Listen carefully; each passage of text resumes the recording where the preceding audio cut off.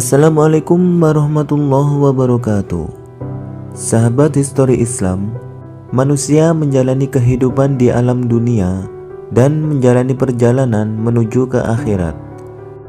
Keadaan di kehidupan dunia dan keadaan di hari akhir merupakan dua keadaan yang saling berhubungan. Baiknya amalan seseorang saat di dunia adalah sebab keberuntungan dan kebahagiaan seseorang di hari kiamat.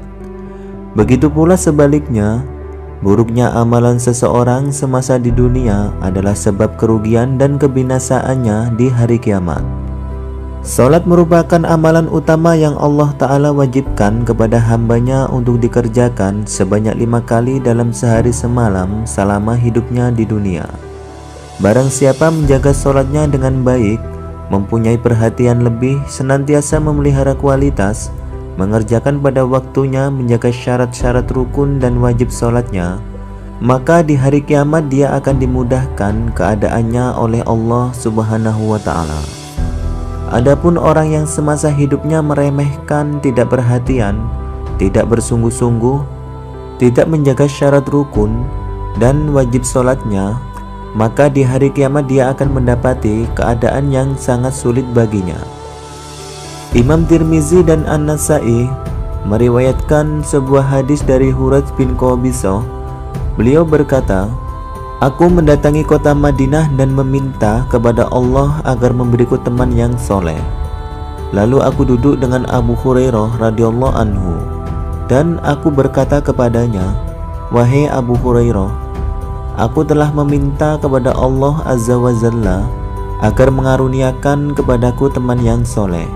Maka ajarilah aku sebuah hadis yang pernah kau dengar dari Rasulullah Shallallahu Alaihi Wasallam. Semoga Allah memberiku manfaat dengan hadis tersebut.' Abu Hurairah radhiyallahu anhu lalu berkata, "Aku pernah mendengar Rasulullah Shallallahu Alaihi Wasallam bersabda, sesungguhnya amalan seorang hamba yang pertama kali akan dihisab atau dihitung pada hari kiamat adalah sholatnya. Apabila salatnya bagus, maka sungguh dia telah beruntung dan sukses. Namun sebaliknya, bila salatnya rusak, maka dia akan celaka dan merugi."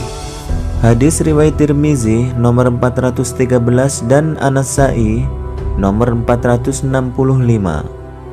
Hadis ini disahihkan oleh Syekh Albani dalam Sahih Al-Jami. Perhatikanlah apa yang disampaikan oleh Rasulullah SAW tersebut.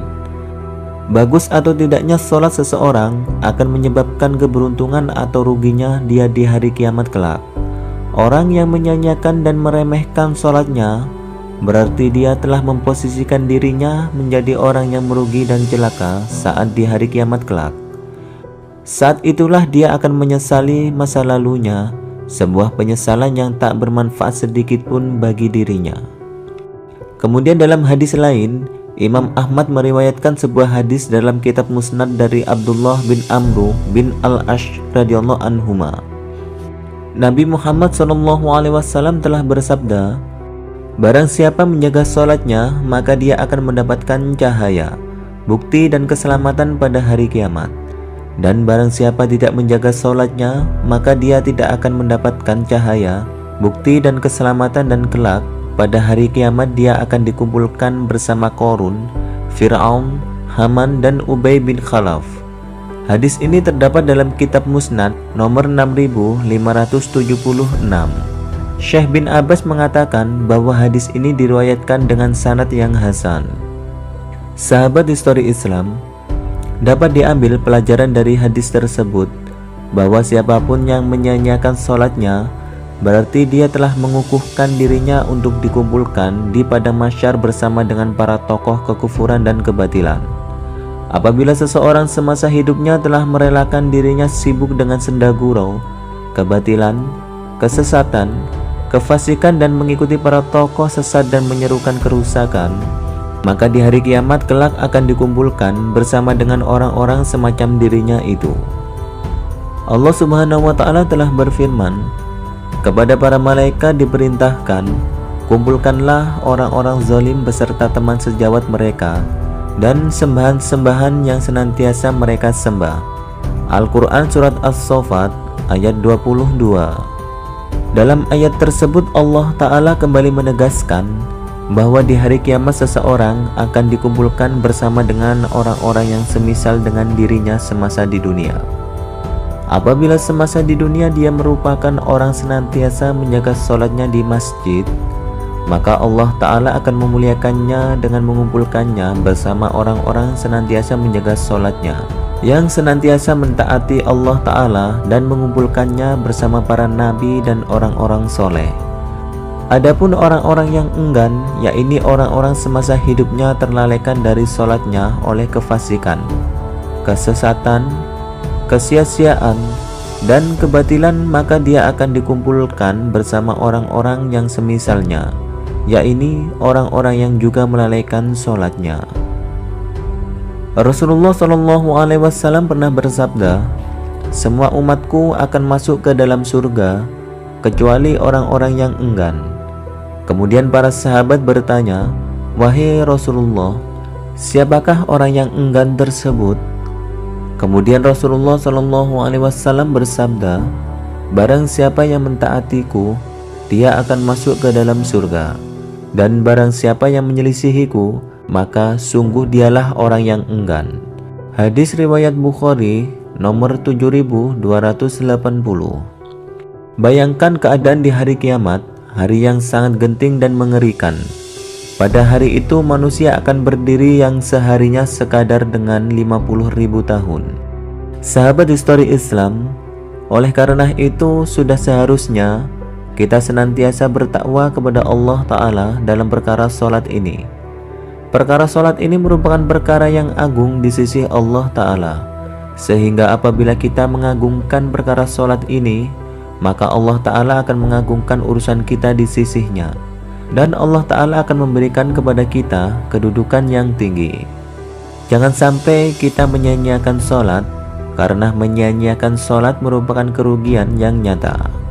Kehilangan keutamaan sholat merupakan sebuah perampasan dari setiap kebaikan di dunia maupun di akhirat.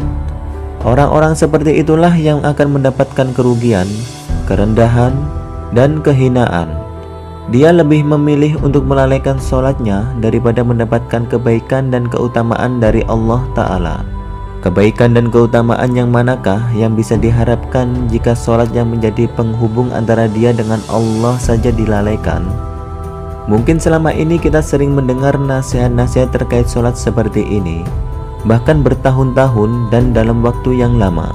Namun sudahkah kita memasukkan nasihat-nasihat tersebut ke dalam hati kita? Dan hanya kepada Allah kita memohon pertolongan agar memberi taufiknya dan mengarahkan kita untuk senantiasa menjaga sholat tersebut, serta tidak menyerahkan perkara tersebut kepada diri kita sendiri yang lemah ini walaupun sekejap mata. Ya Allah, Engkaulah Allah yang tidak ada sesembahan yang berhak disembah melainkan Engkau. Kami memohon kepadamu dengan perantara nama-namamu yang paling indah dan sifat-sifatmu yang paling tinggi. Jadikanlah kami semua termasuk orang-orang yang senantiasa mendirikan sholat. Sahabat histori Islam, mudah-mudahan video singkat ini bisa menambah kekuatan iman kita walaupun hanya sebesar biji sawi. Wassalamualaikum warahmatullahi wabarakatuh.